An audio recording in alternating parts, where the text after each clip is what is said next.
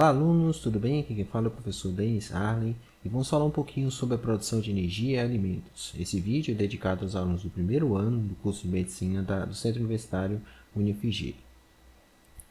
Então, primeiramente, a gente precisa imaginar a respeito da energia e a relação com o corpo. Né? Por quê? Nosso organismo, de fato, ele precisa se movimentar e para isso a gente tem que ter energia. Todas as reações químicas, bioquímicas que acontecem no corpo, e digo até mais, toda a interação que nós temos com o ambiente que nos cerca depende de energia. E essa energia ela vai ser obtida através de duas fontes, né? Principalmente através do alimento e através da própria produção interna, que a gente vai discutir um pouquinho mais à frente sobre isso. Com relação à energia, com o tempo, nosso corpo passou a armazenar energia. Principalmente porque, se observávamos em eras anteriores que a disponibilidade de alimento era menor do que temos hoje em dia, a gente percebe que o corpo tinha a necessidade de colocar essa energia na forma de armazenamento.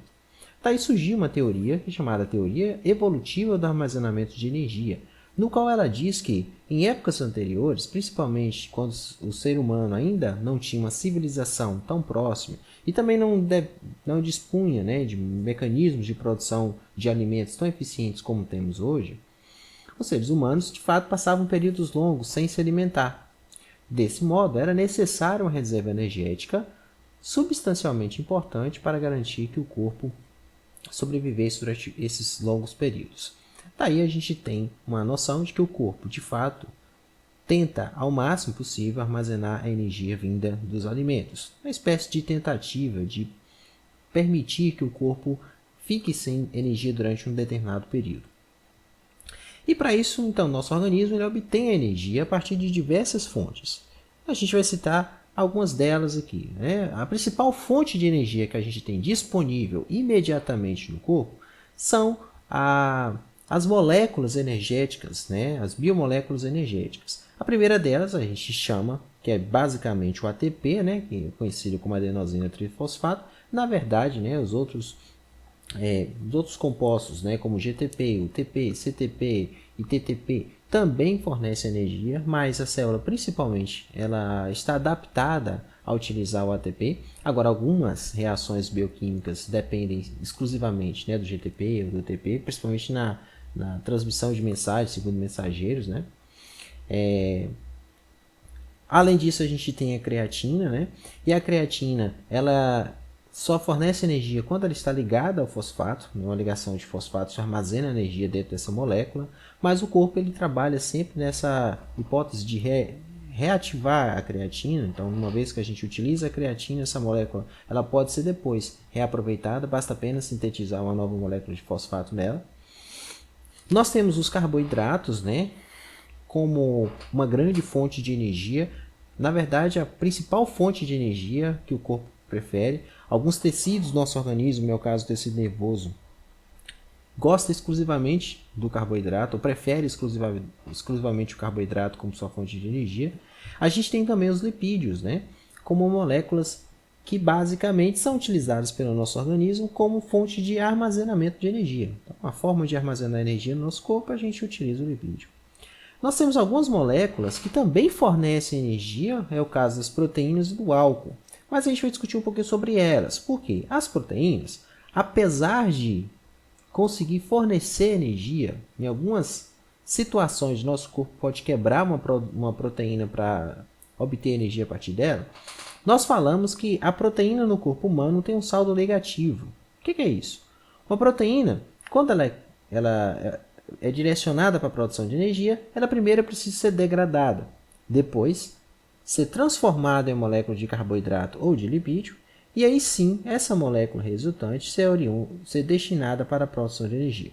O corpo acaba gastando muita energia nesse processo de conversão, sem contar que toda vez que a gente degrada uma proteína, a gente gera moléculas de ureia, e essas moléculas de ureia também precisam ser excretadas. Se a gente soma toda a energia que gastamos para quebrar a proteína, metabolizar ela e liberar e excretar a ureia, e somar com o saldo, né, de tudo aquilo que será produzido após a degradação desse carboidrato ou lipídio que foi produzido a partir dessa proteína, a gente tem um saldo negativo. Então, a gente sempre gasta a proteína mais do que consegue recuperar dela produzindo energia.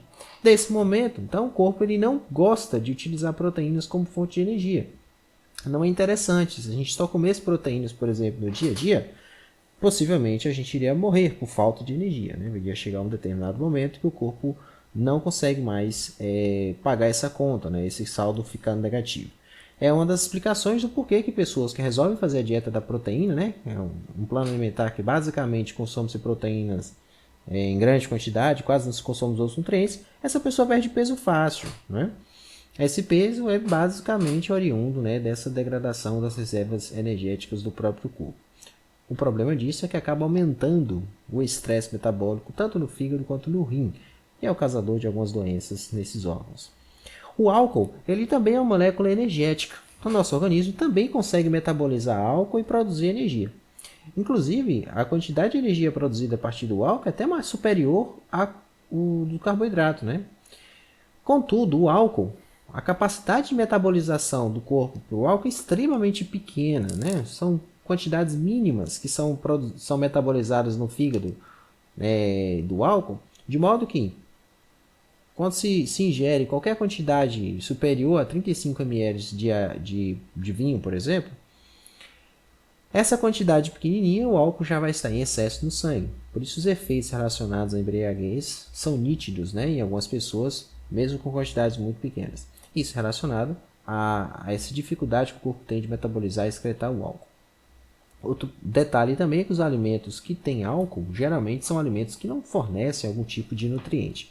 Por esse motivo, nós falamos que o álcool é um nutriente de caloria vazia. Significa que é uma substância de caloria vazia. Significa que, de fato, ele fornece energia, mas não tem nada de importante, de interessante para o corpo. Por isso que é algo que o nosso organismo prefere não utilizar também. Aqui nós temos a comparação, né, entre o valor obtido de energia para cada grama de biomolécula que está disponível através dos alimentos. Então, veja só, a cada grama de carboidrato a gente acaba obtendo 4 quilocalorias. A cada grama de proteína a gente obtém 4 quilocalorias também. Contudo, gostaria de salientar que as proteínas, esse valor é apenas o valor considerado a partir da produção de energia. Nós não consideramos a caloria total obtida a partir da degradação e da excreção da proteína, porque o saldo aqui seria negativo. Tá? Então, no fim das contas, apenas para a produção de energia, nós obtemos que cada grama de proteína, em geral, são 4 quilocalorias. Cada grama de lipídio, em geral, fornece 9 quilocalorias. Repare que é bem superior à quantidade de carboidratos. Algumas pessoas poderiam até perguntar, por que então que o corpo não utiliza lipídio como fonte de energia principal, né? Utiliza o carboidrato? Duas explicações são clássicas para isso. Primeira explicação, nós temos o hábito de comer mais alimentos fontes de carboidrato. Isso força o corpo a ter que trabalhar com carboidrato de melhor fonte. Além disso, a segunda explicação é que, para se quebrar a molécula de carboidrato e produzir energia, são necessárias menos reações bioquímicas do que em relação ao lipídio. O lipídio exige toda uma maquinaria grande, densa, que isso leva um tempo a mais para o corpo. Então, o carboidrato seria muito mais rapidamente metabolizado do que o lipídio. Dessa forma, a maioria dos tecidos, principalmente o tecido muscular, o tecido cerebral, que necessitam de energia muito rápida, acabam optando pela utilização do carboidrato. Cada grama de álcool fornece 7 quilocalorias. Repare que é um pouco menor do que lipídios, mas também superior à quantidade de carboidratos e proteínas. Isso faz com que pessoas que ingerem grandes quantidades de álcool ganhem peso, né, na forma de gordura, principalmente porque o álcool é essa molécula bem particular. Outra explicação disso também é que a maioria das pessoas que vão ingerir álcool acabam tendo uma alimentação com alimentos extremamente calóricos, né? Isso faz com que aumente o perigo em relação à ingestão dessa substância. Aqui eu tenho apenas duas comparações, né, entre a quantidade de energia ofertada por alimentos. Repare que nessa primeira imagem nós temos uma refeição, né, se assim podemos dizer, de 1.600 quilocalorias que tem esse tipo de alimento que foi colocado sobre ela. E aqui a gente conseguiu colocar uma outra refeição de 1.600 quilocalorias, colocando alimentos mais naturais, e colocando frutas, e colocando folhas e tudo mais. Reparem que a quantidade de energia ofertada é a mesma. Só que, no segundo exemplo, nós temos um volume maior. No primeiro exemplo, nós temos um volume menor. Isso é porque a maioria dos alimentos industrializados, eles contêm uma grande concentração dessas substâncias energéticas. É uma grande quantidade de carboidratos em um pequeno espaço. No caso desses alimentos, principalmente frutas, verduras, alimentos crus, a densidade dessa energia já é menor. Bem como a dificuldade de digestão acaba sendo maior, e a quantidade de outros nutrientes como fibras, minerais e tudo mais. Então, nesse sentido, a gente já pode parar para pensar. Não basta apenas analisar a quantidade de energia que os alimentos têm. A gente precisa analisar também qual é a constituição que esses alimentos fornecem para observar a relação entre aquilo que a gente deve comer e aquilo que a gente não deve comer.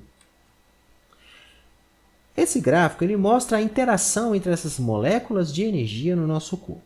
E a gente vai tentar entender ele um pouquinho. Observe que no gráfico eu tenho aqui o eixo vertical e o eixo horizontal. No eixo vertical, eu tenho o percentual de utilização daquela energia, daquele substrato, oriundo daquele substrato. No eixo horizontal, nós temos a duração em minutos, né, que o corpo começa a utilizar essa energia, esse substrato. Vamos imaginar que o indivíduo começa a fazer uma atividade física leve, como uma caminhada, por exemplo. Então, inicialmente, o corpo vai começar quebrando o ATP. Né? Então, logo ali nos primeiros segundos daquela atividade, a célula ela vai lá nos estoques de ATP e acaba utilizando isso, quebrando esse ATP. Por quê? Ela precisa de uma energia imediata. Comecei a fazer exercício, imediatamente eu preciso de energia. Então, o ATP, ele de fato é a primeira molécula que é utilizada para a geração de energia. Repare que os estoques de ATP na célula são relativamente pequenos. Então, logo, nos primeiros segundos também, você tem um decréscimo muito grande, né, dos estoques de ATP no corpo. Isso vai diminuindo até o intervalo de 1 minuto, né? No máximo 1 minuto e meio, os estoques de ATP de fato já foram reduzidos consideravelmente. Aí o corpo precisa ressintetizar esse ATP, né, para continuar o movimento. Nesse sentido, vamos utilizar a segunda molécula de energia, que é basicamente a creatina, ou fosfato de creatina, ou creatinofosfato, como a gente pode encontrar na maioria dos livros. Então, nesse momento, principalmente a partir de um decréscimo significativo de ATP, o fosfato de creatina se torna uma molécula de maior interesse, de maior importância. Outra coisa que eu gostaria que vocês reparassem é que não há necessidade de um estoque acabar, zerar, para se iniciar o outro. Na verdade, todos os processos eles se iniciam ao mesmo tempo. Basta apenas a pessoa começar a fazer atividade física e todas essas vias bioquímicas de degradação de substâncias são ativadas ao mesmo tempo. Agora, a depender do tempo de utilização dessa energia, a gente tem uma interação diferenciada com relação a qual substrato vai ser utilizado. O terceiro substrato que a gente poderia destacar é a glicose anaeróbica, aquela glicólise que basicamente a gente não necessita de oxigênio para obter energia a partir dela. Essa glicose anaeróbica ela é utilizada algumas vezes, que a gente vai ver um pouquinho mais à frente, e ela se torna uma grande e importante via porque ela basicamente consegue fornecer energia com relativamente 10 a 15 minutos no máximo. Tá? Nesse caso, a glicose anaeróbica é escolhida como uma das primeiras vias porque basicamente não necessita de oxigênio, lógico, então não necessita de grandes reações bioquímicas para acontecer. A quarta via bioquímica de grande interesse é a glicose aeróbica. Agora nós temos já os resíduos produzidos a partir da glicose anaeróbica, que principalmente é o piruvato, e esse piruvato ele vai ser encaminhado para as vias de oxidação aeróbica, que vão gerar energia utilizando o oxigênio como fonte. Né? Na verdade, utiliza o oxigênio como base para isso tudo. Já são necessárias mais reações bioquímicas e, logicamente, tende a demorar um pouco mais de tempo, né, para esses estoques diminuírem. A última via de grande interesse que a gente tem para citar é a lipólise, ou seja, a via bioquímica com a qual a gente obtém energia a partir da quebra de lipídios. Reparem que os lipídios eles são bem demorados para se iniciar essa quebra e se tornar de fato algo importante. Né? Apenas quando a gente já está utilizando a glicose aeróbica, né, a gente utiliza os lipídios também. Porque lipídios de fato também necessitam de oxigênio para a sua queima, né, para a sua degradação. Outra coisa importante que a gente precisa analisar por esse gráfico é que nunca lipídios vai ser quebrados de forma isolada. Reparem que aqui pela imagem nós temos a quebra da glicose aeróbica juntamente com o lipídio. Os dois acontecem ao mesmo tempo.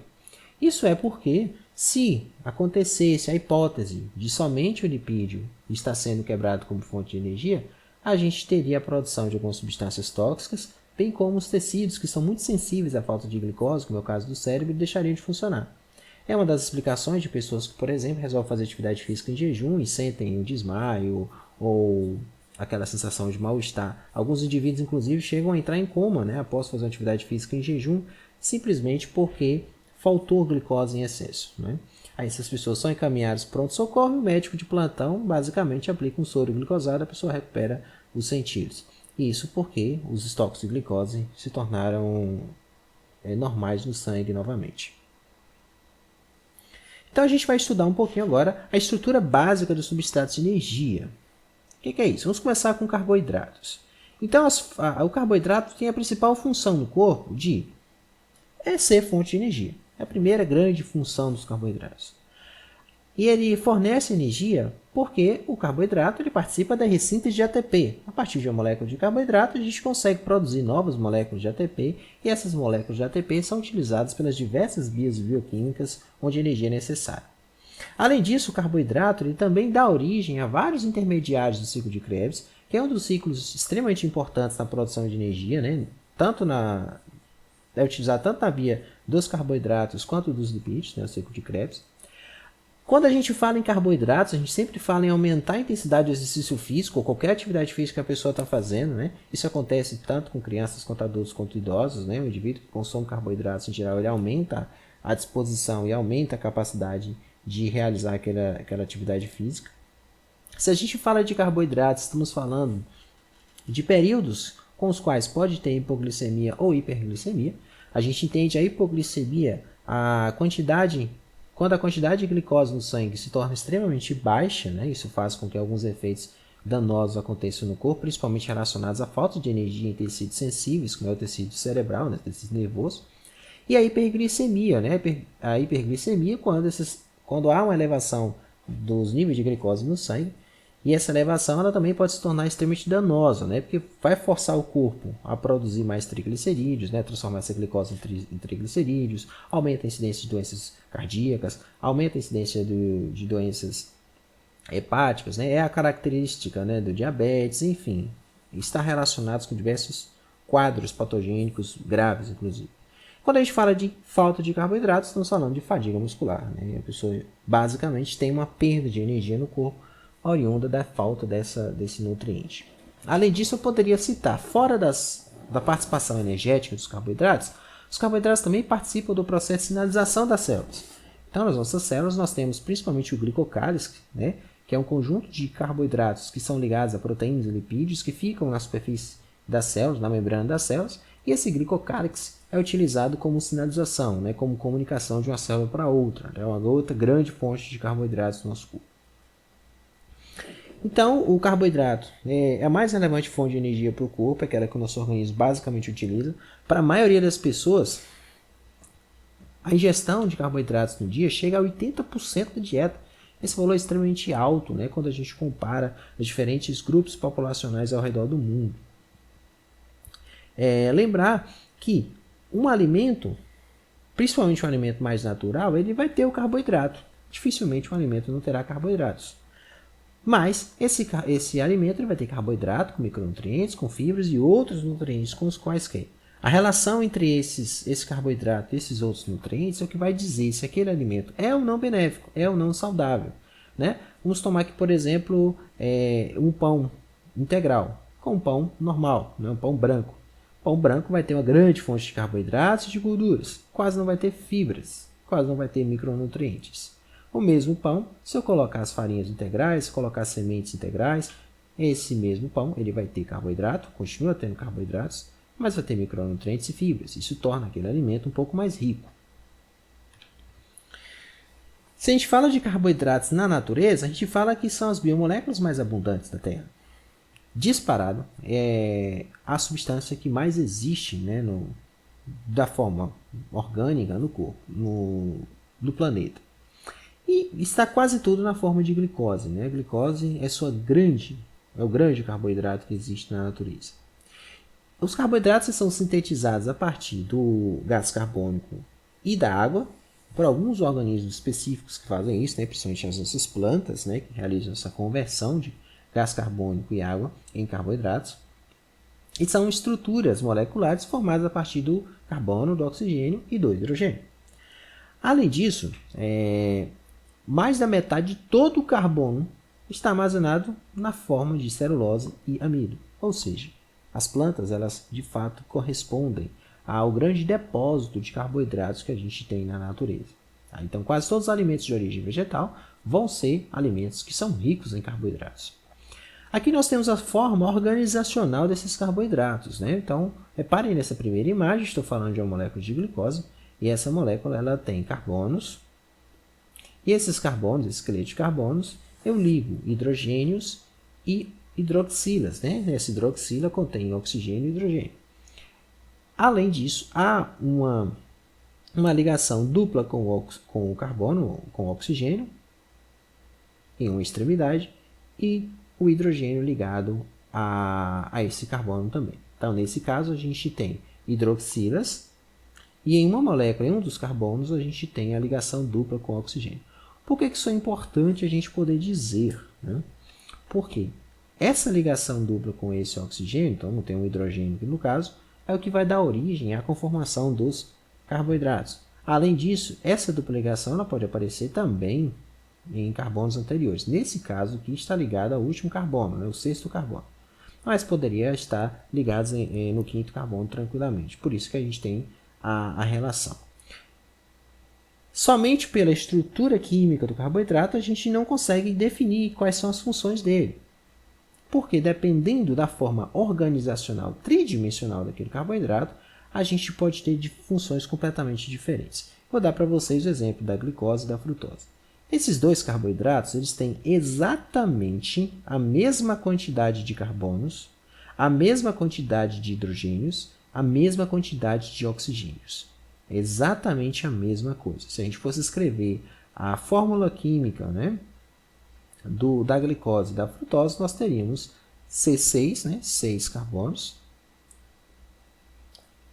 H12, O6. Seriam basicamente a mesma coisa, a mesma quantidade de átomos. Só que são moléculas completamente diferentes, são moléculas com funções extremamente diferentes, né? Inclusive, até mesmo o sabor dessas moléculas é extremamente diferente. Se a gente pega um açúcar simples, né, que tem bastante glicose, percebe que o sabor dele é doce, mas não é tão doce quanto o mel, por exemplo, que contém grande quantidade de frutose. Como é que isso acontece, então? Então, os carboidratos, eles não existem na sua forma linear na natureza. Eles tendem a se enovelar. Essa estrutura, ela tende a se enovelar, formar uma espécie de anel. E esse anel, ele pode dar origem a uma hexose, que é quando nós temos aqui o formato, né, de um hexágono. Reparem que o oxigênio que estava na dupla ligação, ele acaba se ligando ao carbono, ao primeiro carbono, né? Então, ele fica ligado ao carbono das duas extremidades. Isso dá origem a essa molécula tridimensional com 1, 2, 3, 4, 5, 6 carbonos. Né? Na verdade, perdão, desculpa. É o carbono, o quinto carbono, né, que ele acaba sendo ligado. E no caso da frutose, nós não temos a conformação de um hexágono, a gente tem de um pentágono. Repare que aqui agora nós temos 5 lados. Isso faz com que essa estrutura ela seja diferente. Então, a dupla ligação do carbono ela não está no carbono da extremidade, ele está no carbono interior, né? Nesse caso aqui, o segundo carbono. E ele vai se ligar e formar essa estrutura de pentágono. Somente isso já é uma grande mudança na conformação.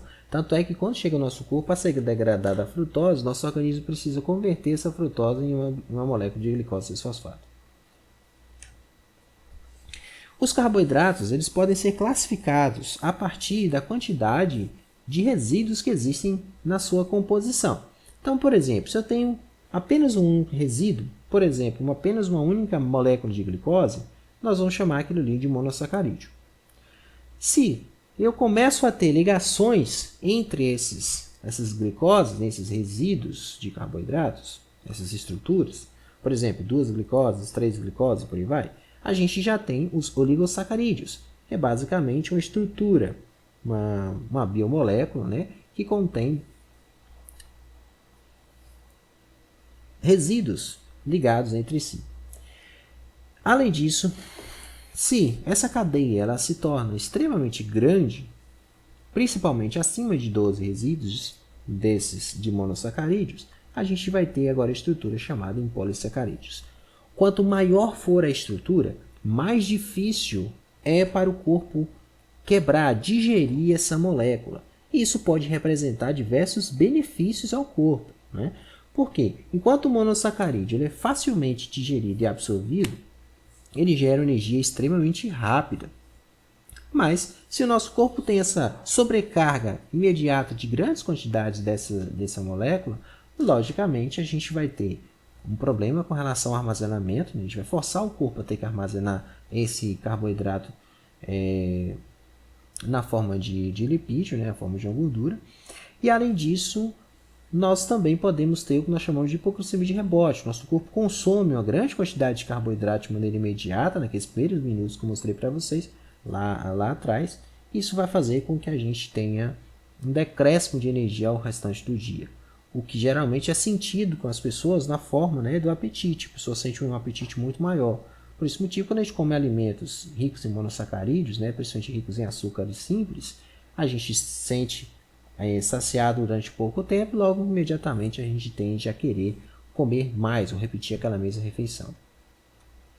Então, os monossacarídeos, eles são formados, né, na natureza a partir dessa ligação de carbonos, né, pode ser em torno de 3 a 7 carbonos, mas geralmente a maioria dos carboidratos monossacarídeos que existem são de 6 carbonos, né, são hexoses. Além disso, podem ser classificados de acordo com a estrutura molecular, né? Pode ser uma aldose ou uma cetose, né? Uma aldose, basicamente, é esse que tem 6 lados, né? 6 lados na estrutura tridimensional, uma cetose não. Podem ser classificados de acordo com a sua isomeria em L ou D isômeros. O que é isso? Uma isomeria, nesse caso, a gente refere a uma substância que ela é quimicamente igual, né?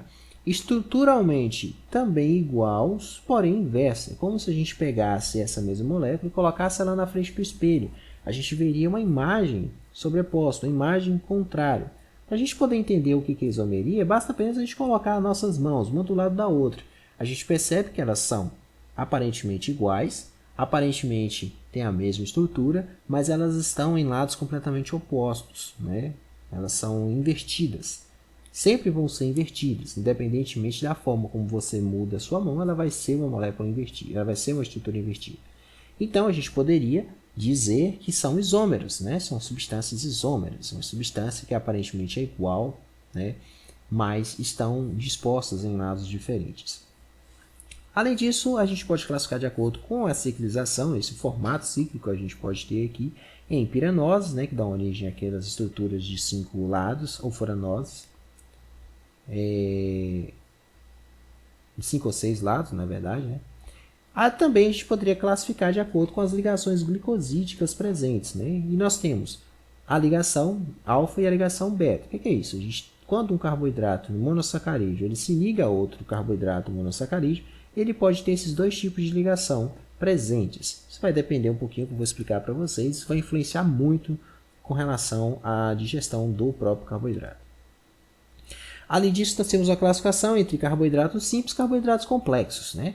Os carboidratos simples são aqueles carboidratos que basicamente são compostos de monossacarídeos ou de disacarídeos, como é o caso da glicose, da frutose, da sacarose, da maltose e lactose. São todos eles carboidratos simples, né? A glicose é um monossacarídeo, a frutose é um monossacarídeo, a sacarose é um disacarídeo, a maltose também é um disacarídeo e a lactose também é um disacarídeo. Esses carboidratos monossacarídeos, carboidratos simples, eles são facilmente digeridos do corpo e vão aumentar subitamente as taxas de glicose no sangue, né?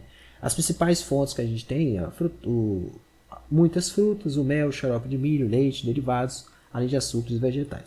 Chama a atenção de frutas que, apesar de elas fornecerem carboidratos simples, essas frutas também contêm uma grande quantidade de fibras. Isso faz com que dificulte um pouco o processo de absorção dos carboidratos. Por esse motivo que a gente não obtém uma energia tão rápida assim a partir de frutas. Os oligosacarídeos, eles são obtidos a partir das ligações entre os monossacarídeos, né? A união desses monossacarídeos vão dando origem a essas substâncias. O oligosacarídeo, para ser classificado assim, ele vai ter em torno de 8 a 10 resíduos, né? E por resíduo a gente entende como monossacarídeo. Então, entre 8 e 10 monossacarídeos a gente tem oligosacarídeo. Oligo quer dizer pouco, então são poucas quantidades de monossacarídeos que são unidas umas com as outras. E vão receber os nomes de acordo com a quantidade de resíduos envolvidos. Por exemplo, a gente tem os disacarídeos, que são 2 monossacarídeos ligados, trissacarídeos, 3 sacarídeos ligados, tetrasacarídeos, por aí vai. Esses carboidratos, eles basicamente são conhecidos como carboidratos de médio índice glicêmico, né? Eles ficam naquele intervalo entre um carboidrato simples e um carboidrato complexo. Com exceção, é claro, dos disacarídeos, né, que são considerados carboidratos simples. Quanto maior for a cadeia, como eu já havia informado, menor será a capacidade de digestão obtida pelo corpo. Então aqui nós temos exemplos, né, de oligosacarídeos. Então o primeiro exemplo que eu trago para vocês é a sacarose. A sacarose ela é uma ligação obtida entre a glicose e a frutose. Reparem que aqui eu tenho um símbolozinho alfa ou símbolozinho beta. Isso aqui diz respeito a qual tipo de glicose. Estamos falando de uma glicose, que ela está com isomeria D e do tipo alfa. Certo? No caso da frutose, a gente está com uma molécula frutose, com isomeria D e do tipo beta. Então, nós temos aqui uma ligação entre glicose alfa, frutose beta, do tipo 1,2. Então, é a ligação glicosídica alfa-beta 1,2. Essa ligação, nosso corpo consegue digerir ela. Nós temos enzimas específicas para a ligação alfa-beta 1,2. A maltose ela é ligada entre uma molécula de glicose do tipo D e outra molécula de glicose do tipo D.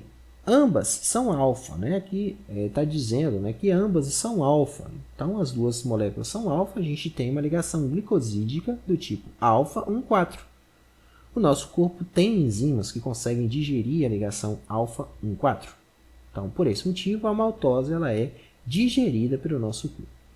No terceiro exemplo, a gente tem duas moléculas de glicose na conformação D, só que ambas são do tipo beta. Nesse caso, a gente tem uma ligação beta 1,4. O nosso organismo não possui enzimas que digerem ligações do tipo beta 1,4. Por esse motivo que a celulose não é digerida pelo nosso corpo, né? Então a gente não vai conseguir obter energia a partir do consumo de uma fonte de celulose, né? Se a gente come, por exemplo, uma casca de uma árvore ou uma folha de papel, a gente não vai obter energia a partir disso, né? Porque a gente não consegue digerir as ligações beta 1,4.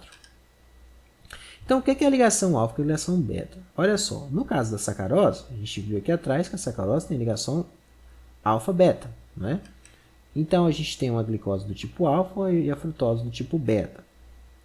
Essa ligação acontece que as duas extremidades desses carbonos eles estão postas na mesma direção.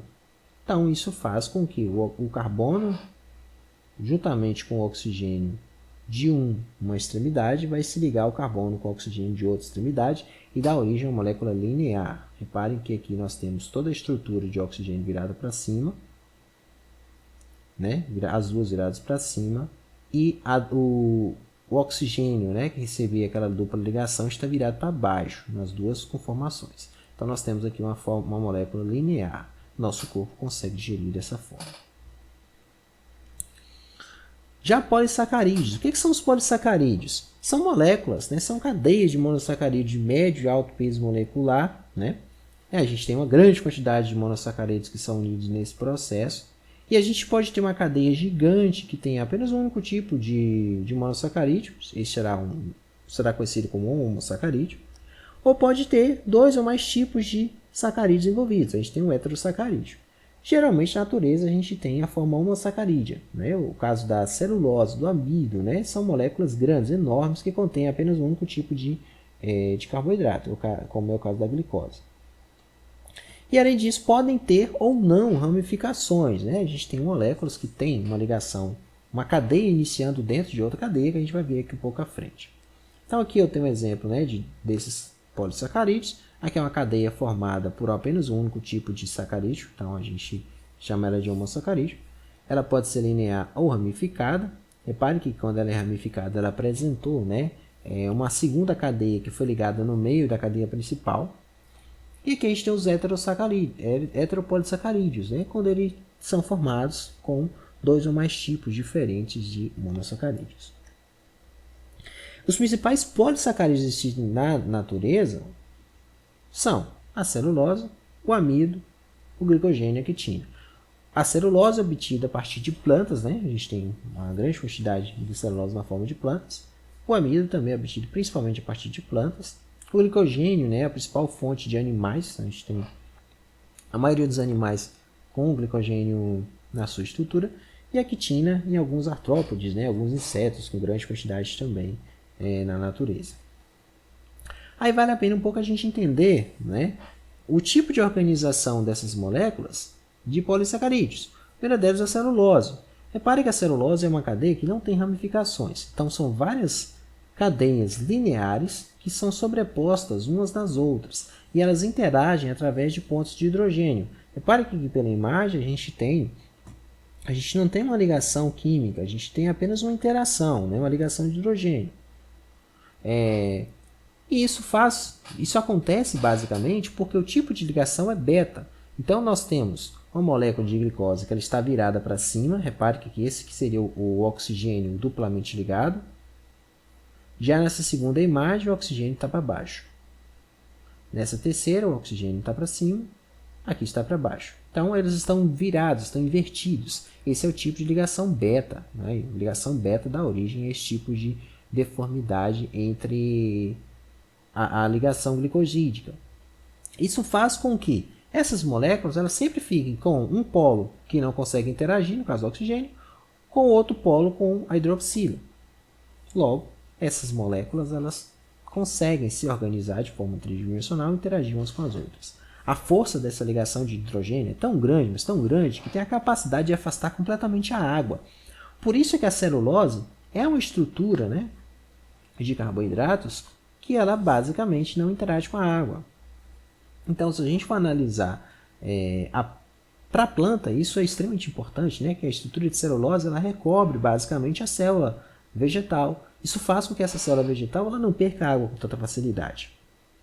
E aumente sua capacidade de controle a respeito da interação dessa água. Os seres animais, por exemplo, né, que não tem celulose, nós já temos uma dificuldade em manter a quantidade de água dentro do nosso corpo. A gente já perde água com extrema facilidade, principalmente no processo de respiração, até mesmo em contato da nossa pele com o sol. Nós aumentamos a necessidade de injeção de água, né, em eventos, em horários programados no nosso corpo, né, devido a essa capacidade de perda. O segundo grupo de moléculas, né, nós temos aqui agora o amido. O amido ele é formado com ligações do tipo alfa. Então, todas são ligações do tipo alfa. Então, a gente pode perceber aqui pela estrutura que, nesse caso, o oxigênio duplamente ligado está para cima, né? Aqui também está para cima, aqui também está para cima. Todas elas estão literalmente na mesma direção. Isso dificulta a interação entre pontos de hidrogênio, entre uma molécula e outra. Por isso que cada ramificação dessa tende a não interagir umas com as outras, né? Ela vai apenas se novelar, pode-se ganhar uma formação novelada. O amido ele contém duas estruturas principais dentro da sua composição. Ele possui a amilose, que é uma cadeia linear sem ramificações, que geralmente se novela dentro da estrutura principal, e a amilopectina, que corresponde à maior parte, né, do amido, e que ele contém uma estrutura linear que possui ramificações. São várias estruturas de ramificações presentes nessa estrutura principal. As ligações são do tipo alfa 1,4 e a ligação da ramificação do tipo alfa 1,6. Nosso corpo consegue digerir todas essas estruturas. Uma coisa bem interessante e importante do amido é que ele pode ter uma cadeia extremamente longa, né? São milhares de resíduos de glicose que são unidos uns com os outros. Quanto maior for a estrutura, menor é a capacidade de digestão. Isso faz com que, quando a gente ingere alimentos que têm esses amidos de grande quantidade que não são digeridos, nosso organismo não consegue digerir completamente eles. E a gente vai considerar o amido, nesse caso, como amido resistente. Aquele amido que ele, de fato, tem uma capacidade de digestão bem menor. Mas, se eu administro alguma técnica a respeito do amido, eu posso torná-lo ele cada vez mais fácil de ser digerido.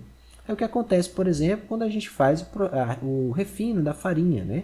A gente pega um amido, que seria mais difícil de digestão, e eu atribuo algumas etapas naquele amido, principalmente do aquecimento, né? Da mistura com a própria água e tal. Isso faz com que esse amido fique mais facilmente digerido.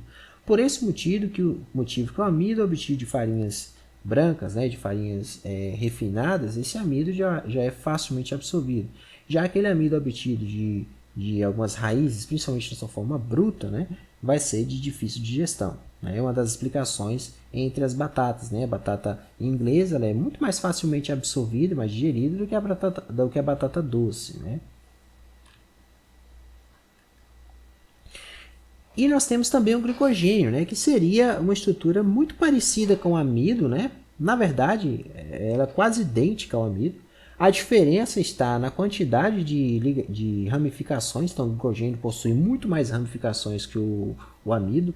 É uma infinidade de novas ramificações. Isso tem uma explicação também, né? Porque como ele é armazenado em tecidos de animais e os seres animais eles podem necessitar de uma glicose extremamente rápida, então, logicamente, são degradadas essas estruturas de maneira mais rápida, tendo mais ramificação. A enzima, para digerir isso no nosso corpo, ele precisa necessariamente ligar nessa ramificação. A gente tem que ter uma enzima em cada ramificação. A gente não pode digerir partes do interior dessa cadeia. A gente não consegue fazer isso. Então, logo, se eu tenho muitas ramificações, eu tenho a possibilidade de ligar muitas enzimas que realizarão uma digestão muito mais rápida daquele glicogênio. E agora a gente entra, né, no processo de quebra, de obtenção de energia a partir de carboidratos. E para isso a gente vai falar da glicose, já que a glicose é o principal carboidrato que gera energia. Os outros monossacarídeos também podem gerar energia, mas geralmente eles são convertidos em uma molécula de glicose. É a forma que nosso organismo tem de organizar toda essa produção.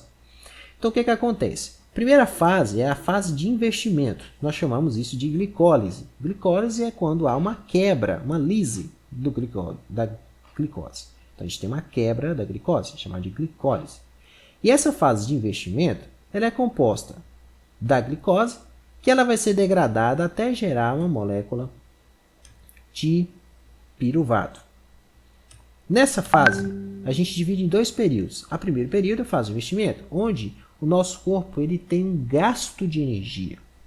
Repare aqui, para transformar, a primeira etapa é transformar a glicose em glicose 6-fosfato. A gente tem um ATP que entrou nesse processo e virou ADP. Ou seja, a gente gastou energia. Depois, a conversão de glicose 6-fosfato em frutose 6-fosfato. E a gente tem a transformação da frutose em 1,6 bifosfato. O que é isso? A gente também gastou mais uma molécula de ATP.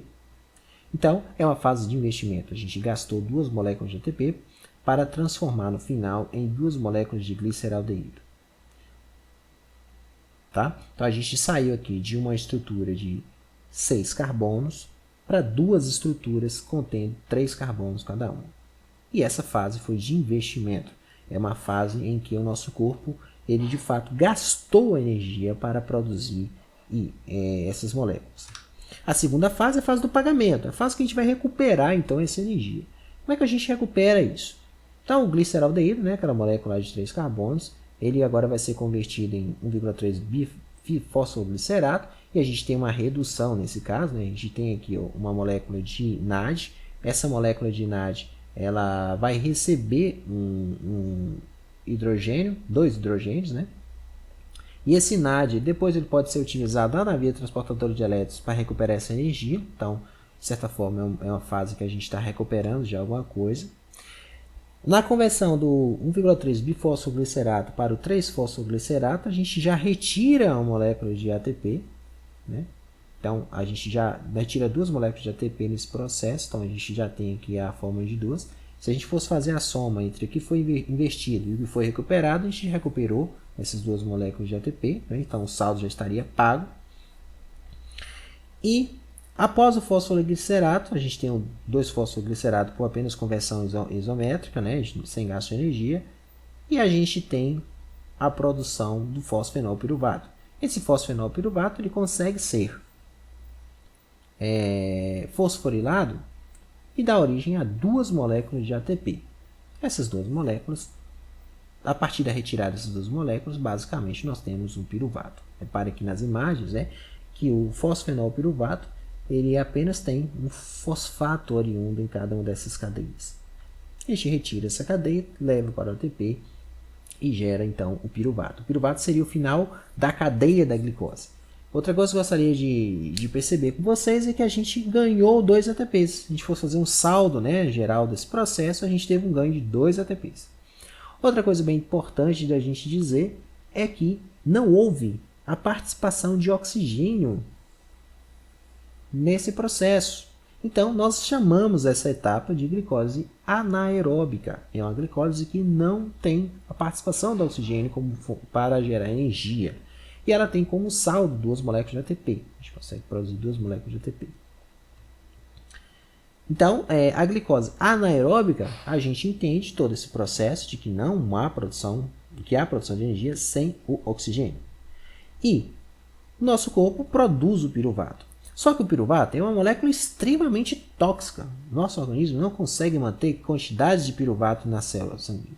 Então a gente precisa destinar esse piruvato o mais rapidamente possível, né, para as suas funções. Se ele começa a se acumular dentro da célula, isso poderia levar a um estresse oxidativo, até mesmo a morte daquela célula.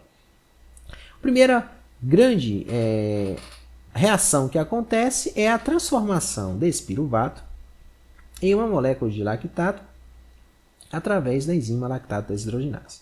Então, nessa enzima lactato desidrogenase, a gente utiliza uma molécula que é de NAD, né, que foi recuperada durante o processo, e utiliza esse hidrogênio lá dentro do piruvato e acaba transformando essa estrutura, né, com uma hidroxila. Repare que a diferença aqui é a inserção de 2 hidrogênios dentro dessa cadeia, transformando aquela dupla ligação em, de fato, uma hidroxila. Por que isso é importante? O lactato ele possui uma toxicidade um pouco menor. E além disso, esse lactato consegue ser transportado mais facilmente no sangue. Tá?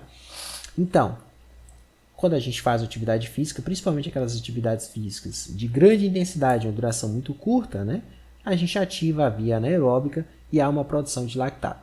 O lactato ele é menos tóxico, mas não significa que ele não seja tóxico, né? Então, logo, quando as concentrações dele na célula sanguínea, né, na célula do corpo, se tornam de fato grandes, a pessoa começa a sentir aqueles sintomas da fadiga, aquela fraqueza extrema, aquele formigamento, até mesmo a dor dentro do músculo, é obtida a partir de grandes concentrações de lactato. Esse lactato, para ele ser metabolizado, ele precisa ser lançado da corrente sanguínea. Então, o músculo ele faz a conversão da glicose em lactato. Esse lactato é lançado no sangue e vai lá para o fígado. Lá no fígado, esse fígado consegue fazer o processo inverso, né? Vai transformar esse lactato em uma molécula de piruvato e depois o piruvato em glicose, com um investimento de aproximadamente 6 ATPs. Então, o investimento é bem alto, né, de energia. Isso aqui só vai ser utilizado quando nós temos uma grande produção uma grande necessidade de energia, uma grande produção de lactato. Esse é o ciclo anaeróbico, né? O ciclo anaeróbico ele não há oxigênio presente nessa via. Aí a gente pega o piruvato, e a segunda forma, né, de o piruvato dar origem, de ser destinado. Ele pode ser destinado primeiro para o lactato, como a gente viu. Segundo, agora ele pode dar origem pode ser conduzido até o ciclo do ácido cíclico, que é o ciclo de Krebs. Nesse caso, a gente já vai ter a participação do oxigênio. Olha só aqui na imagem, a gente tem um oxigênio. E esse oxigênio ele vai ser incorporado nessa reação para a saída de carbono. Então, todo momento que a gente precisa ter uma saída de carbono, a gente vai ter a participação do oxigênio que vai dar origem à molécula de CO2. Então, já que eu tenho 2 piruvatos, esses 2 piruvatos eles irão ser convertidos e eu primeiro preciso convertir na molécula de acetilcoenzima A. Essa molécula de acetilcoenzima A, ela vai ser transportada para o ciclo do ácido cítrico. Para essa conversão acontecer, eu preciso de oxigênio e retirar 2 moléculas de gás carbônico. Então, o ciclo do ácido cítrico, ou o ciclo de Krebs, ele é conhecido porque nós temos a entrada de uma molécula dentro dessa reação e através de várias reações que vão acontecendo, a gente vai produzir novamente aquela mesma molécula que deu origem ao ciclo. Então, isso significa que os intermediários do ciclo do ácido cítrico eles sempre são ressintetizados, né?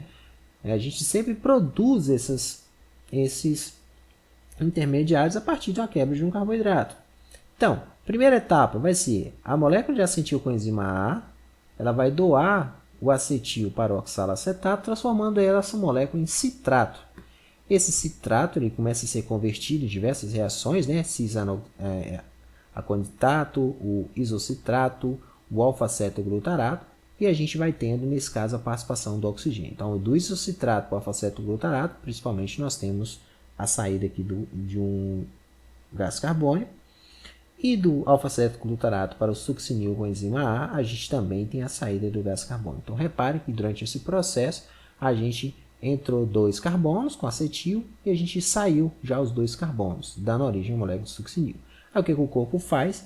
O corpo começa a ressintetizar o oxalacetato. Então, vai transformar a molécula de succinilcoenzima A em succinato, após isso em fumarato, malato e oxalacetato.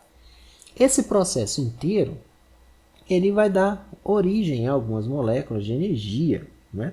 Mas principalmente vai ser liberado os hidrogênios, né? Aqui, por exemplo, teve um GTP, que é uma molécula que foi produzida, mas principalmente os hidrogênios. A gente tem uma desidratação, a gente tem uma retirada de hidrogênios nesse processo. Essa retirada de hidrogênios será importante porque eles serão encaminhados para a fase de cadeia transportadora de elétrons. Tá? E o carbono vai ser dando origem ao CO2 e o CO2 vai ser eliminado através da respiração. Outra coisa importante para a gente poder citar aqui que alguns desses intermediários do ciclo de Krebs eles têm outras funções na célula, né, no corpo, que são fora dessa estrutura, né? São de fora do ciclo do ácido cítrico, como é o caso do alfa-cetoglutarato e do oxalacetato. Né? Tem diversas funções no corpo que podem ser desviadas, inclusive em outros ciclos bioquímicos.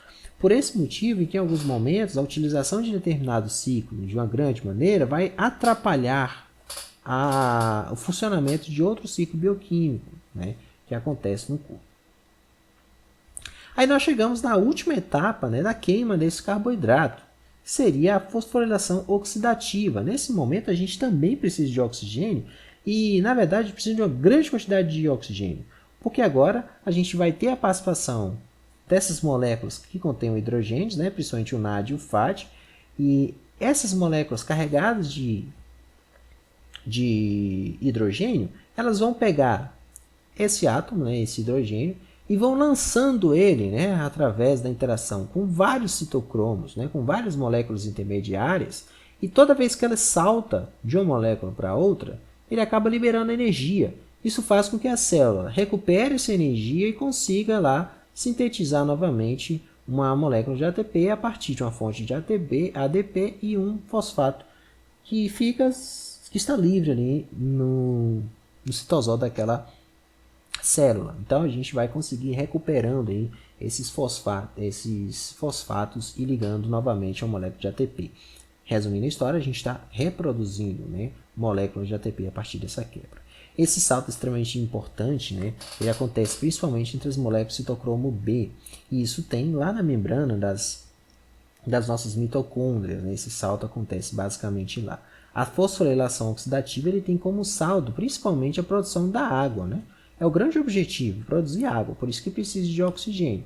Mas nesse processo podem ser produzidos intermediários também. A gente pode ter a produção de hidrogênio livre, né? O H2+, a gente também pode ter a produção da água, a gente também pode ter a produção da hidroxila. Essas moléculas são chamadas de radicais livres. Né?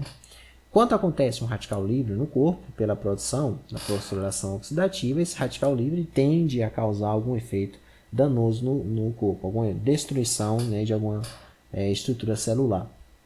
Por esse motivo que quando a gente realiza exercícios físicos de maneira muito intensa ou consome alguns carboidratos de maneira excessiva, a gente tem uma grande produção de radicais livres, né? Uma grande produção dessas espécies de oxigênio. Por isso que a pessoa vai sentir alguns efeitos relativos ao envelhecimento, às destruições de algumas estruturas celulares.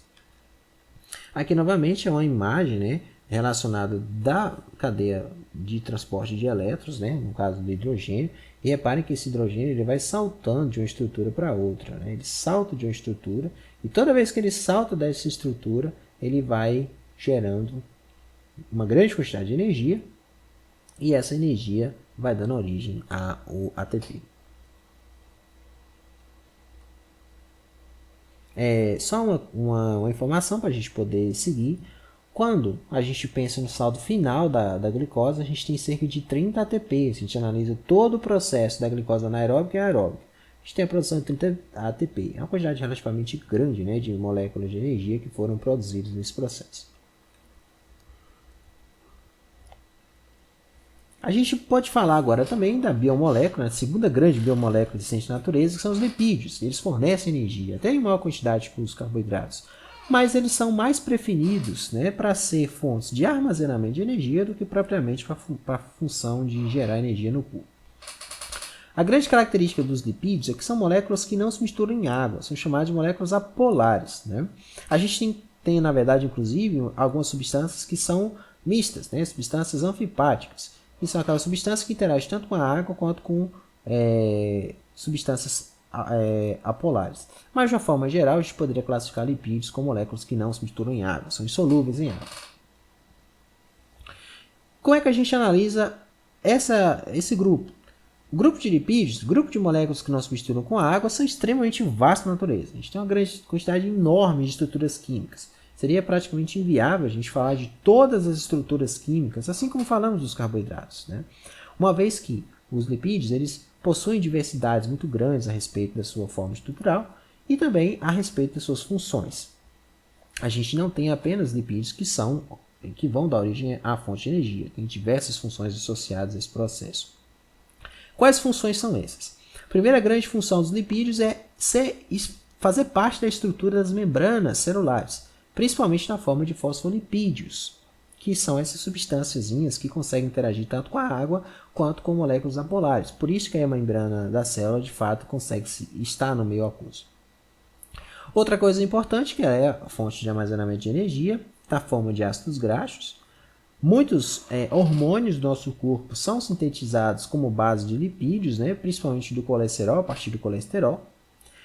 Além disso, os lipídios são utilizados como mensageiros celulares, né? Muitos lipídios eles de fato dão origem a isso, é o caso principalmente do ácido araquidônico, né? E dos ômegas, né? o ômega 3 principalmente, que são moléculas que quando entram em interação na célula geralmente transmitem alguma mensagem. No caso dessas duas moléculas que eu disse, transmitem a mensagem do sistema imunológico da gente, né? Ativando ou desativando o sistema de defesa.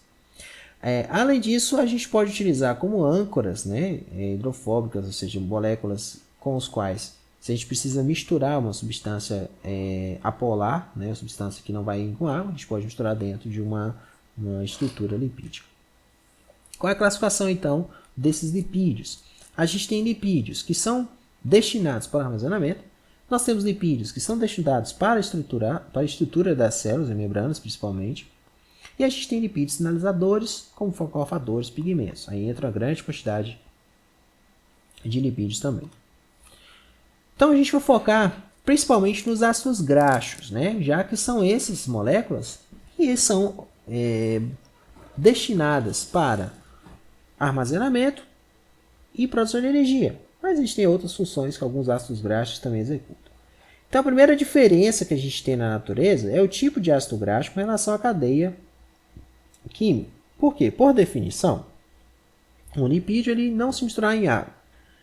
Isso, se a gente for analisar a sua cadeia química, a gente vai perceber que são uma molécula de carbonos e esses carbonos eles só estão ligados a hidrogênios. Então nós falamos que é uma cadeia de hidrocarbonetos. o oxigênio ele vai aparecer em uma quantidade muito pequena nessa cadeia, mínima. Por quê? Nesse caso, se ele aparece, talvez teria até uma possibilidade de interação com a água, mas isso que de fato não vai acontecer tão grande. Além disso, a depender do tamanho dessa cadeia, quanto maior for ela, quanto mais carbonos tiver, maior será a dificuldade de interação com a água e mais proximidade para interagir com as suas próprias cadeias, né?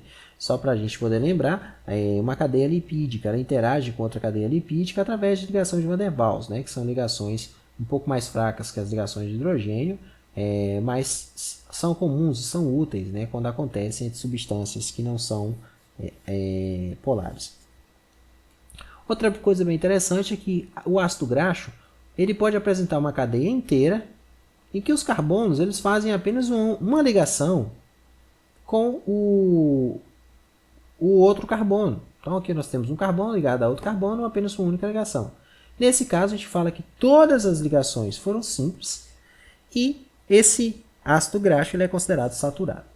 O ácido graxo saturado, então, logo vai ser quando toda a estrutura carbônica ela está ligada por ligações simples. E essas ligações simples, né, vão conferir um grau de utilização daquele ácido graxo saturado. Ele vai ficar com uma estrutura extremamente linear, e se ele se torna linear, ele fica mais fácil, né, de interagir com outras moléculas parecidas com ele. Por esse motivo que gorduras saturadas, ou seja, gorduras que contêm grande quantidade desses ácidos graxos saturados, elas ficam à temperatura ambiente, geralmente na forma cremosa ou pastosa, ou então na forma de banha ou cera. Isso da ideia que essas estruturas elas ficam mais sólidas, né? Elas interagem mais facilmente, elas ficam muito mais unidas nessas moléculas. Outra questão aqui no nosso organismo, o ácido graxo saturado ele é basicamente destinado para a produção de energia. A gente tem pouquíssimas funções associadas aos ácidos graxos saturados. Os insaturados é quando aparece uma dupla ligação entre dois carbonos dentro daquela cadeia de hidrocarbonetos. Repare que aqui, nesse exemplo, a gente tem a mesma quantidade de carbonos que essa cadeia também tem. Só que no caso dos hidrogênios, a gente já tem 2 hidrogênios a menos. Isso porque um dos carbonos do meio, né, 2 carbonos do meio dessa cadeia, eles se ligaram duplamente. A gente fala agora que apareceu uma ligação dupla no meio de uma cadeia com ligações simples. Isso traz algumas consequências. A primeira é, quando tem esse tipo de ligação, o hidrogênio os hidrogênios eles podem se organizar, se orientar para a mesma direção. Nesse caso aqui, por exemplo, estão orientados todos para a direita. Os dois estão orientados para a direita. Isso faz com que essa molécula tenha uma quebra, né? Ela tem uma inclinação estrutural. Então, logicamente, esse ácido graxo agora ele não é mais linear. Se ele não for linear, ele não vai conseguir interagir tão facilmente assim quanto o ácido graxo saturado. Então, lipídios que contêm grandes quantidades de ácido graxo insaturado, né, quando a gente tem essa insaturação, esses lipídios eles já não são mais pastosos, cremosos à temperatura ambiente. Geralmente eles são líquidos. É o caso da maioria dos óleos vegetais. Né? Quase todos os óleos vegetais contêm ácidos graxos insaturados. Isso faz com que, quando está na temperatura ambiente, esses óleos eles fiquem líquidos. Né? A interação entre uma molécula e outra é bem diferente. Quanto maior for a quantidade de duplas ligações presentes nessa cadeia, maior é a quantidade dessas inclinações, né? E mais dificilmente será a interação de uma molécula por outra. Por isso que nós temos lipídios que são mais viscosos, né? Por exemplo, o óleo de soja, extremamente viscoso. E a gente tem lipídios que não é tão viscoso assim, não são tão viscosos assim, como é o caso do azeite, né? O azeite, de uma forma geral, é menos viscoso do que o óleo de soja. Isso faz uma grande diferença quando a gente analisa a respeito do tipo de insaturação presente. Outra coisa extremamente importante da gente poder analisar é que os ácidos graxos insaturados eles já possuem outras funções que não sejam apenas de armazenamento, principalmente de sinalização e ativação de várias mensagens dentro do nosso corpo.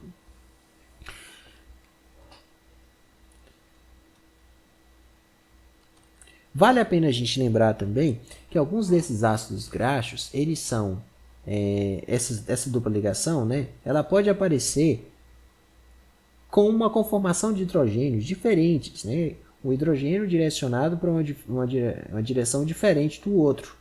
Então, como se aqui, por exemplo, um tivesse estado para o lado da esquerda e outro para o lado da direita. Essa conformação é chamada de conformação trans. E o nosso corpo não consegue utilizar os ácidos graxos que têm a conformação trans. Quando o hidrogênio ele fica ligado em lados opostos, o ácido graxo vai ter uma conformação espacial também linear. A gordura geralmente é cremosa ou então até mesmo sólida, né? E além disso, apresenta o aumento do sabor também, né? Uma coisa bem interessante que vale a pena a gente destacar aqui. Só que o nosso organismo não utiliza isso em nenhum processo bioquímico, apenas armazena, né, no interior das nossas células, perdão, dos nossos vasos, né? Na íntima dos vasos a gente tem um armazenamento desses lipídios trans. Por isso é que eles aumentam a incidência, né, de doenças cardiovasculares.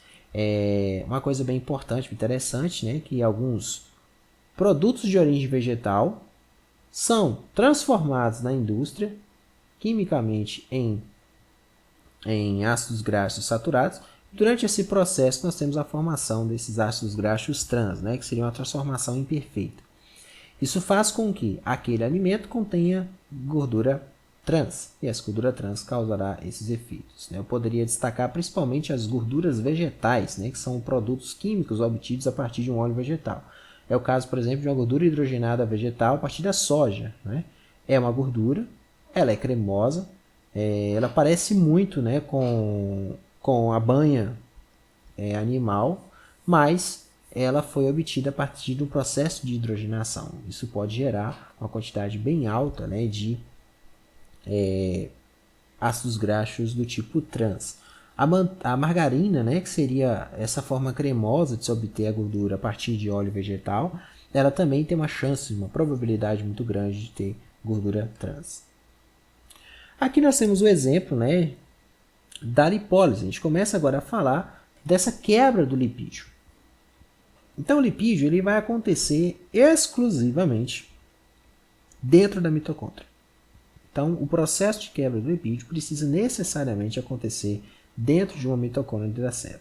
E para isso aquele lipídio precisa ser transportado do interior da célula, né, do citosol da célula, para dentro da estrutura da membrana, da mitocôndria.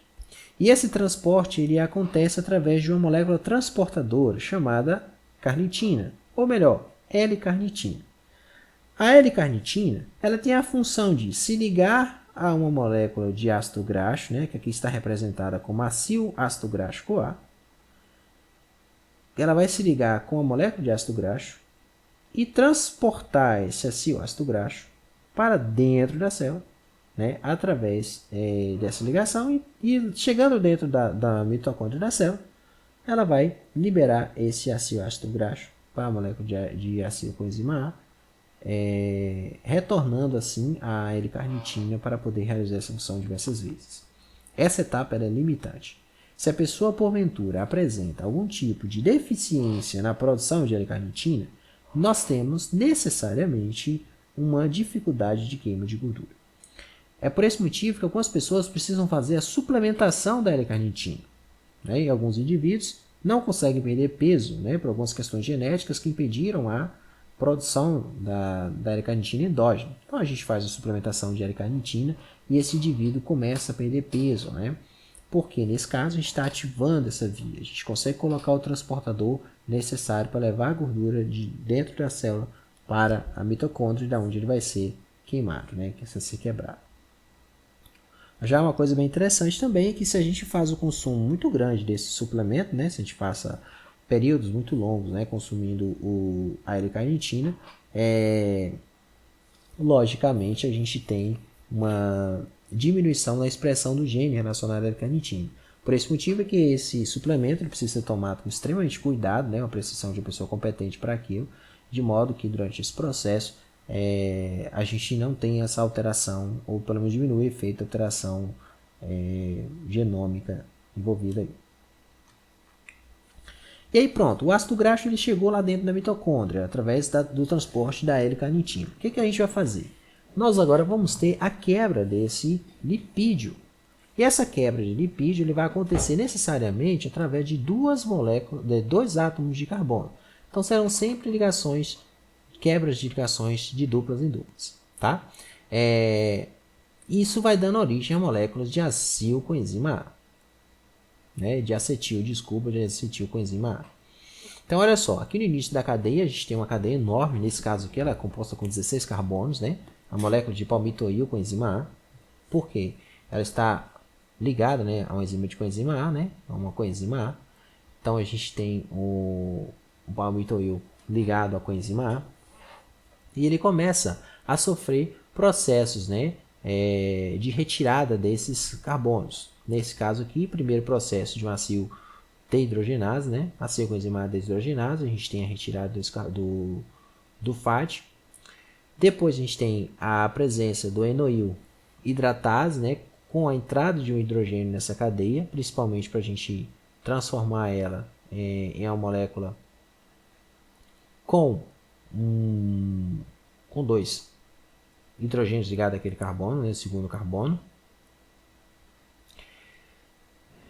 E depois a gente começa a retirada através da hidroxiacil deshidrogenase, né? A gente vai retirar mais hidrogênio, esse hidrogênio será recuperado pelo NAD e levado para a cadeia de transporte de elétrons.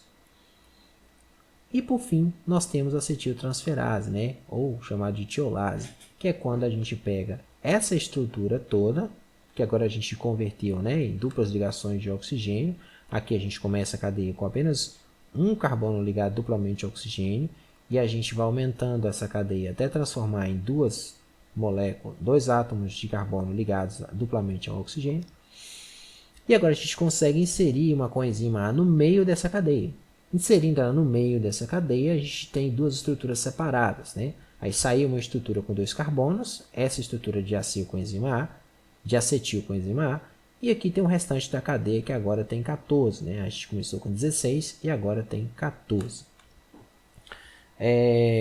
Uma coisa importante é que esse processo que a gente está mostrando aqui, todo ele vai acontecer e repetir várias vezes até acabar os carbonos presentes ali no processo.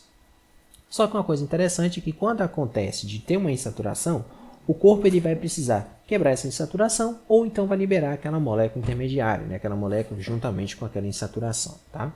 Por esse motivo é que o ácido graxo saturado ele é mais preferencialmente utilizado como fonte de energia.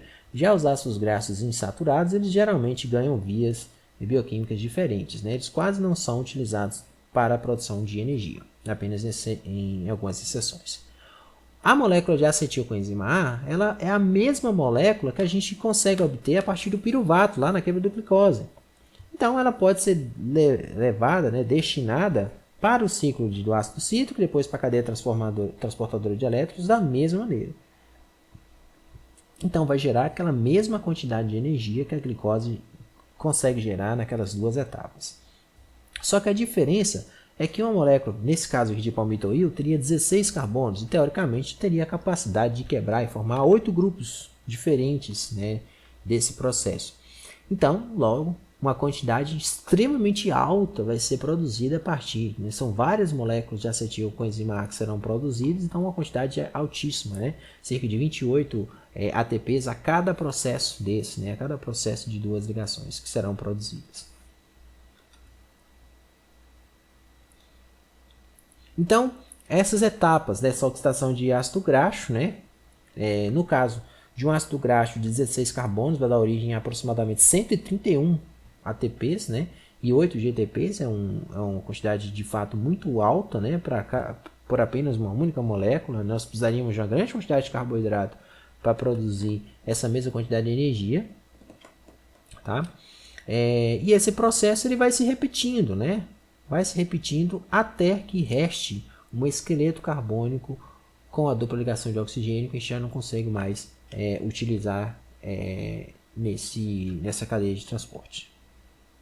Lembrando que após a beta-oxidação, ou seja, após a transformação em acetilcoenzima A, esse acetilcoenzima A vai dar origem, vai ser levado, né, para o ciclo do ácido cítrico.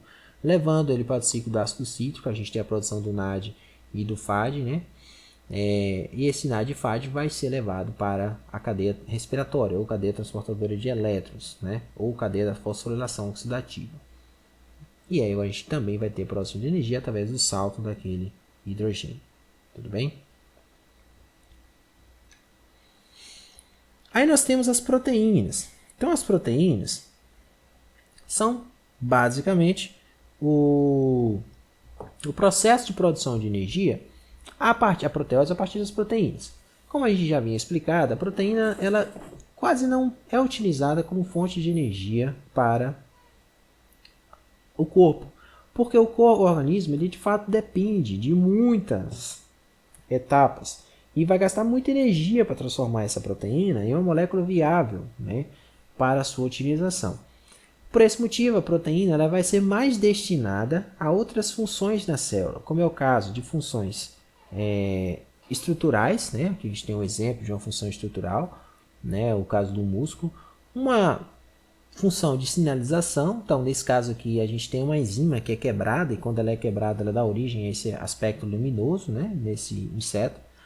Ou de transporte, né? Nesse caso aqui, a hemoglobina seria a principal molécula que eu poderia citar para vocês, a proteína que eu poderia citar para vocês, e ela transporta essas estruturas, né? No caso, transporta o oxigênio e o gás carbônico no sangue. E agora, como é que a gente analisa a proteína? A proteína ela é composta basicamente de aminoácidos. Esses aminoácidos são estruturas menores que compõem as proteínas. É parecido com o pensamento dos monossacarídeos lá com carboidratos. Nesse caso, a gente não está falando de um monossacarídeo, a gente está falando de um aminoácido, que é uma estrutura pequena, né? Uma estrutura que é a menor unidade da proteína. Nós temos 20 tipos diferentes de aminoácidos, mas eles podem se combinar de várias maneiras e gerar proteínas de vários tamanhos. Cada uma delas tem uma função bem específica, bem detalhada a respeito daquilo. Em algumas situações, né, tem cadeias de 200 mil aminoácidos ligados uns com os outros, e apenas a troca de um único aminoácido faz com que aquela proteína não tenha mais função, né? Isso acontece muito com mutações, né? Quando a pessoa apresenta alguma mutação genética e isso codifica uma proteína inativa, uma proteína alterada, né? Quando há uma troca de um tipo de aminoácido por outro. Em algumas situações, essa troca pode não ser tão maléfica assim ou não apresentar tantos efeitos, mas de fato, a troca de um aminoácido é extremamente perigoso, né, para a função daquela proteína.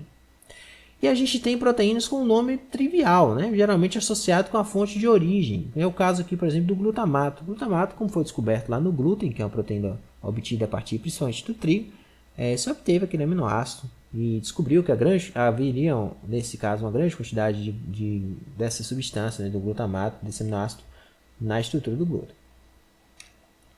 Então, o que a gente analisa? O aminoácido ele possui uma estrutura bem básica, bem particular, né, das proteínas. Por quê? Nós temos um carbono, que nós chamamos de carbono central, ou carbono alfa, ou carbono quiral. E nesse carbono, 4 estruturas serão ligadas nele. Nós temos um hidrogênio, uma carboxila, um grupamento amino e um grupo radical. Então, todos os aminoácidos, todos os 20 tipos, possuem essa mesma conformação química, essa mesma estrutura química, igualzinho. A única diferença de um aminoácido para outro está aqui no radical. Então, o radical é o que vai diferir entre um aminoácido e outro aminoácido. Então, ele é chamado de aminoácido porque ele vai possuir um grupamento amino, né? Nesse caso aqui, essa amônia que foi ligado aqui dentro, e possui também o grupamento carboxílico. Então, isso é a parte ácida, e essa é a parte amina. Então, por isso que chama de aminoácido. Esses aminoácidos, né, como eles são diferidos a partir do radical, a gente tem apenas 20 tipos diferentes, eles podem se combinar uns com os outros através de ligações peptídicas. E a ligação peptídica ela sempre acontece entre um grupamento carboxila de um com o grupamento amino de outro. Outra coisa importante de a gente poder falar também é que, em alguns casos, algumas estruturas são quimicamente parecidas com os aminoácidos, né? Com Os aminoácidos, com a diferença que eles não possuem grupamento amino. Imagine se toda essa estrutura existisse e eu simplesmente retirasse aqui o grupamento amino. Essa molécula é chamada de cetoácido, né? Que é basicamente um aminoácido que não possui grupamento amino. Isso acontece muito, né, no corpo humano. A gente tem vários cetoácidos que são produzidos geralmente como intermediários da produção ou da degradação das proteínas. Aqui nós apresentamos todos os 20 tipos de aminoácidos existentes na natureza. Então, só para a gente poder fixar, o aminoácido possui o carbono central. Ligado nesse carbono central, a gente tem um hidrogênio, a gente tem um grupamento carboxila, tem um grupamento amino e tem um radical. Repare que todas as estruturas elas são idênticas a esse mesmo princípio. A única diferença está na sua cadeia de radical. Nesse caso aqui é uma cadeia de radical enorme, composto com vários carbonos e hidrogênios, né? Nós temos aqui uma cadeia menor, com apenas dois carbonos. Aqui também nós temos 2 carbonos, só que a conformação é diferente. Nesse caso das paraginas a gente tem o nitrogênio, aqui a gente não tem o nitrogênio. Algumas possuem outros átomos de fora desse processo, como é o caso do átomo de enxofre, da cisteína. A gente tem organizações tridimensionais também diferentes, é o caso da glutamina. Repare que na glutamina a gente tem grupamento amino, carbono central e um carbono central, né? Na verdade, o carbono central está aqui, o carbono central ligado com o grupamento amino, uma carboxila, um hidrogênio que fica oculto aqui dentro e o restante da cadeia que seria o radical, né? E por aí vai, né? Todos esses 20 tipos, alguns radicais inclusive podem ter ciclos, né? Estruturas cíclicas, né? Como é o caso dos anéis de benzeno, por exemplo, né? Podem aparecer. E cada uma delas vai ter uma função específica no corpo, então vai dar origem a moléculas bem diferentes. Quando a gente fala de aminoácidos, está falando da combinação de proteínas, está falando da combinação desses aminoácidos, né, que podem dar diferentes estruturas moleculares. Outra coisa bem importante a gente poder citar é que apenas 3 aminoácidos possuem uma ramificação na sua cadeia. É o caso aqui, por exemplo, da isoleucina, né, que tem essa ramificação aqui dentro. Quando a gente fala de ramificação, é uma cadeia de carbono que se liga a outra cadeia de carbono, tá? Não é o caso, nesse caso aqui, por exemplo, não é uma ramificação. A gente tem um nitrogênio ligado ao carbono, então não é uma ramificação, que é um grupo diferente do outro. Aqui nós temos uma ramificação. Essa ramificação ela aconteceu e ela acontece em isoleucina, acontece também na leucina e também acontece na valina, né? Nós temos aqui esses 3 aminoácidos. Então, isoleucina, leucina e valina. Nosso corpo, principalmente as células musculares, possui grande quantidade desses 3 aminoácidos. A valina, leucina e isoleucina. Tanto é que eles são considerados como aminoácidos essenciais para o nosso corpo. A gente precisa ingerir esses aminoácidos todos os dias, tá? A isoleucina, a leucina e a valina. Outra coisa bem legal, que eles são conhecidos, né, como aminoácidos de cadeia ramificada, que se a gente fosse traduzir para o inglês e retirar sua sigla, seria o BCAA. Né? O BCAA, na verdade, é um suplemento que tenha esses 3 tipos de aminoácidos, né? A isoleucina, a leucina e a valina. Então, os aminoácidos a gente divide em 2 grupos. Os aminoácidos chamados como essenciais, ou seja, aqueles aminoácidos que a gente deve ingerir todos os dias na nossa dieta, né? Porque eles, de fato, nosso corpo não consegue produzir eles internamente. É o caso da histidina, da leucina, isoleucina, lisina, metionina, fenilalanina, treonina, triptofano e valina. E nós temos os não essenciais, que basicamente são o restante, né, daquela organização, que em geral a gente consegue ter uma produção. Mas há uma controvérsia muito grande a respeito se a gente deve ou não comer todos os dias esses nutrientes. Uma vez que em condições de estresse, né, principalmente quando há uma falta, né, no organismo, ele se torna essencial. Por esse motivo que a gente não consegue produzir em grande quantidade. E além disso, alguns aminoácidos que são produzidos, eles são feitos a partir de outros essenciais. Então, logicamente, se eu consumo aquele aminoácido, ou se eu não consumo aquele essencial, eu tenho que consumir o não essencial também. Então, por esse motivo, a recomendação maior é que no plano alimentar, na dieta, a gente sempre tenha a combinação entre aminoácidos essenciais e não essenciais. Alguns aminoácidos, né, eles podem dá origem a moléculas que serão destinadas à produção de energia. Daí vem a classificação entre aminoácidos glicogênicos, ou seja, são aqueles aminoácidos, quando eu quebro eles, eu posso dar origem a uma glicose, né? É o caso da alanina, asparaginas, o aspartato, cisteína, glutamato, glutamina, glicina, prolina, serina, arginina, histidina, metionina, treonina e valina. São os aminoácidos que dão origem à glicose. Nós temos dois aminoácidos que dão origem a lipídios, né? É o caso da leucina e a lisina.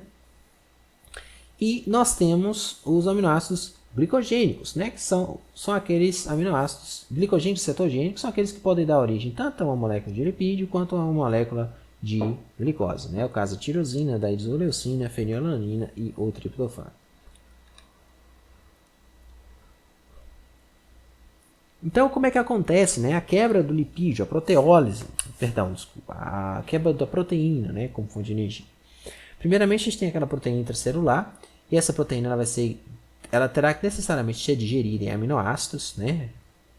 Ou então, se a gente come, né, uma proteína vinda da dieta e ela vai ser digerida em aminoácidos, os aminoácidos vão ganhar corrente sanguínea.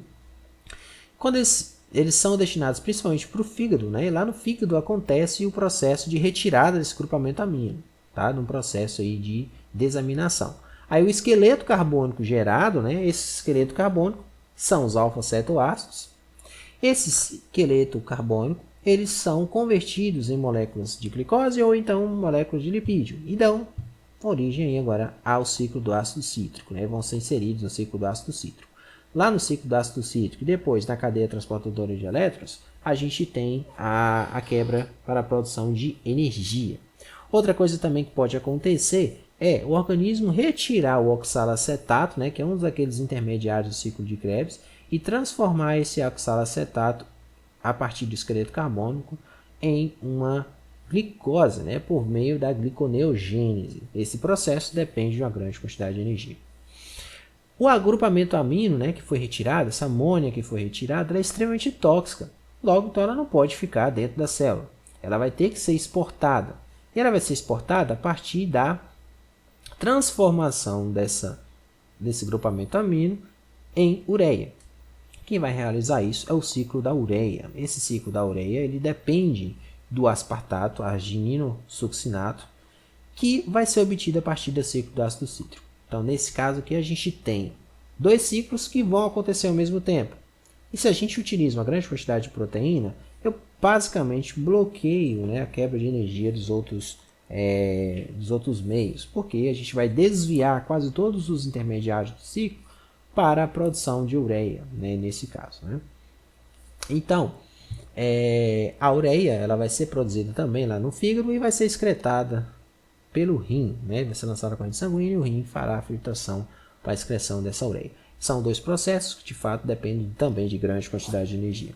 Por esse motivo que a gente sempre fala, né, que a quebra de lipídios, de proteínas, a proteólise, ela depende de muita energia, né, para ser produzida. Ela tem um saldo negativo. Por isso que ela não é tão vantajosa em termos de energia para o corpo. Então, mais uma vez, o ciclo da ureia ele depende da arginina e do arginino succinato, né? Nesse caso vindo, né, do ciclo do ácido cítrico, e eles conseguem converter aqui uma molécula de grupamento amino em ureia ao final dessa cadeia. Reparem que, da mesmo princípio do ciclo do ácido cítrico, né, ciclo de Krebs, a gente tem a entrada com os intermediários e a gente vai tendo a transformação desses intermediários até gerar de novo aquela mesma molécula de origem. Por isso que chama de ciclo, né? A gente acaba recuperando as mesmas moléculas que deram origem naquela cadeia de reações.